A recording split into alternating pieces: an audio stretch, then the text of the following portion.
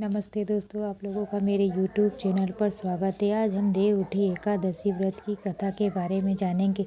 पौराणिक कथा के अनुसार एक बार माता लक्ष्मी ने भगवान विष्णु से पूछा कि हे प्रभु, आप निरंतर जागते रहते हैं और कभी भी विश्राम नहीं करते। आप सृष्टि के पालन करता है, लेकिन क्या आपको कभी नींद नहीं आती? यदि आप लंबे समय तक जागते रहे तो इसका असर समस्त सृष्टि पर पड़ेगा। इसलिए आपको हर वर्ष नियम से कुछ समय के लिए निद्रा अवश्य लेनी चाहिए। वरदान।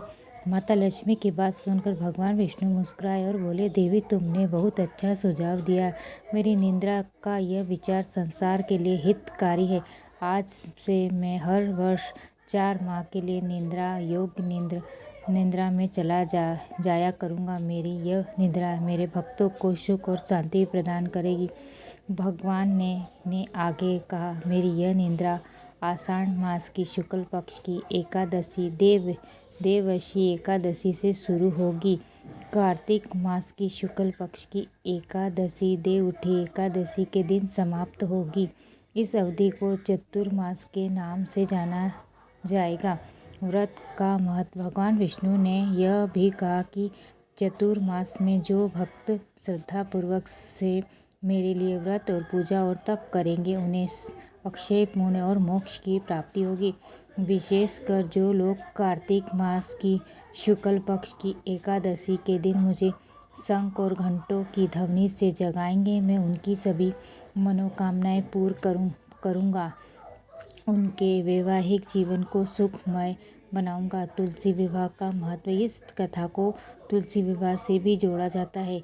एक अन्य कथा के अनुसार भगवान विष्णु ने अपने भक्त जालंधर के अत्याचारों को समाप्त करने के लिए उनकी पत्नी वृंदा तुलसी का पुनर्जन्म का नाम सतीत्व भंग किया था। जब वृंदा ने यह जाना तो उन्होंने भगवान विष्णु को पत्थर बनने का श्राप दिया, जो शालिग्राम शिला के रूप में जाने गए।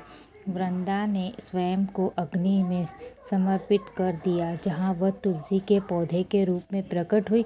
भगवान विष्णु ने वृंदा को वरदान दिया कि वह अपनी योग्य निद्रा के अंत तुलसी से विवाह करेंगे। इसलिए देव उठी एकादशी के दिन भगवान विष्णु 4 माह की निद्रा से जागते हैं और तुलसी वृंदा से विवाह करते हैं, जिसके बाद से ही सभी शुभ कार्य फिर से शुरू होते हैं।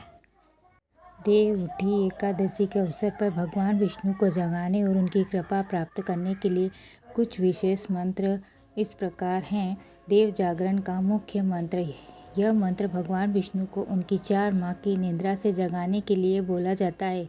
उठो देव हरि श्री चौमासो भयो गयो, निद्रा त्यागो प्रभु जगत कल्याण करो।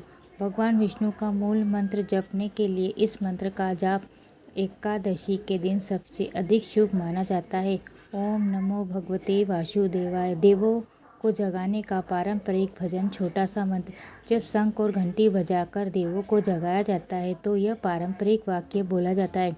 उठो देव, बैठो देव, आंगल्य चटकाओ देव, नई सूत नई कपास, देव उठाए कार्तिक मास। विष्णु की अन्य प्रभाव मंत्र। आप अपनी इच्छा के अनुसार इससे किसी भी मंत्र का जाप कर सकते।